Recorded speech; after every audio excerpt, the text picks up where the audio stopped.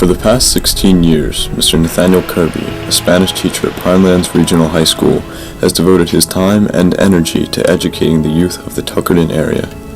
He puts in countless hours preparing to teach his world language classes and advising the Habitat for Humanity Club.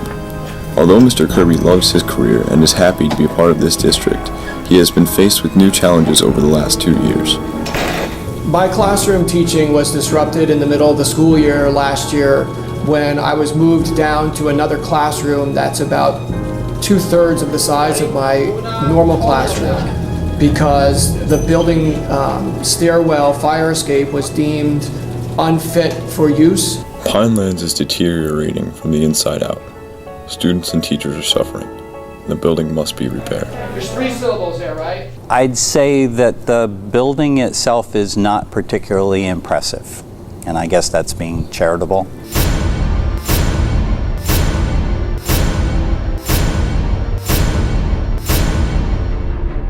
I think it's important that a school building create an environment where people are encouraged to learn and to be challenged. I don't get the sense that that does unless you consider dealing with roped-off classroom buildings being a challenge. In the year 2006, I signed my contract, I got my classroom, and I had my first round of sophomores. And that year, I found the actual textbook with my name signed in it from about 20 years ago, 20 years before when I was in Mrs. Morrissey's classroom. And I remember thinking, geez, I never thought I would find that book. Since then, of course, we've gotten new textbooks, but we still have the same damaged building. On November 8th, the district will ask its communities to vote on a 3-question bond referendum. If approved, the referendum will address the critical structural issues at the high school and fund basic repairs and no-frills upgrades and renovations at both campuses, all desperately needed to maintain a safe and effective learning environment. The project's broken up into 3 questions, and it's order of urgency, not necessarily necessity, because they're all necessities for our district. The first question obviously is the biggest one. It's about $46.8 million, which really handles infrastructure type of items, our brick exterior in the high school, which is a major problem, and a safety hazard, our structural steel in the high school, which has gotten most of the attention. But it also introduces air conditioning and HVAC into both a high school and a junior high. And while we're doing all that, it's a good idea to replace the roofs that have reached the end of their useful life. So that envelops most of our question 1. I don't think we have the luxury of waiting to deal with these repairs to the school. From my perspective, it comes down to nothing more than a health and safety situation. Question 2 is more of a safety and security type of thing where we're introducing IT upgrades to handle security cameras and secure access, but also it has us reconstruct our junior high bus pickup and drop off to handle student and parent flow.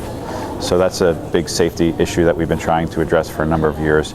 And the final one is our athletic facilities. Our track and our football field and also our tennis courts have reached the end of their useful life as well. So we either need to address those soon or it's going to impact the school's activities and also the community's activity because it's used quite extensively from all our residents and our surrounding communities. A school and community are linked together. The school is a hub to every community. The buildings and their grounds are not only used for just school things, they're used for community things. The community uses it for night school, sporting events. During Sandy, it was used to house people who were put out of their homes and feed people and so on and so forth. So it's a very necessary part of the functioning heartbeat of the community. Everyone agrees that a successful school is an integral part of every community, but it's especially important to a unique, close-knit community like Pinelands. The school means quite a lot to me because I've been working here for the past 17 years now. This is a place that I cherish very much. The Pinelands community is very important to me. I'm proud to live in Little Egg Harbor Township. You have so many people that stay around here because it's a great area. In many ways, it's my home. I live here in the community, and my children will be coming to this school, so this school is like a second home to me. My dad graduated from Pinelands, and at the end of the year, I will be graduating from here as well. This is where I'm raising my children. I currently have a daughter who's in the junior high school this year. My son will eventually come through here. I'm so excited to not only teach the future, but to raise my family here. It's a great community to be in. It's a great place to raise your kids. Many people are concerned about the economical impact of a multi-million-dollar referendum. However, the benefits to both the school and community will outweigh the costs. The tax increase is minimal due to the state's contribution. One thing should be noted, I know the entire project is $53 million that we see, and it's been publicized. The community only bears 60% of that cost, or about $30 million. So it should be known that the state's picking up 40%. So that actually helps the impact to the taxpayers. Selfishly, as a homeowner, it's also an opportunity to protect the investment in my home. And, as a community member as well, I think it's great for my own property value. The community will have an opportunity to vote on this much-needed referendum on November 8th, 2016. Everyone has a voice, and this is your chance to be involved in restoring the dilapidated structure of Pinelands Regional. It's just that simple. It's the right thing to do. It's something that's urgent. It's something that the students deserve and the community deserves, to have a healthy, safe environment for everyone to use. This building needs a lot of work, and I think our kids are worth it. It's super important that we provide all these things for not just students today, but students 10 years from now. We are all looking forward to the day when the improvements are made to our classrooms and we're able to get back in and continue moving forward and helping to build this community into a stronger place through the education that we offer here at Pinelands.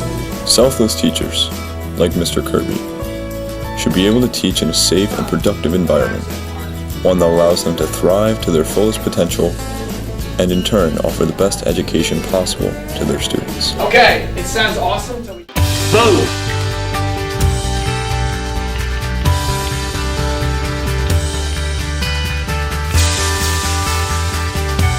Vote November 8th, 2016 for a better tomorrow.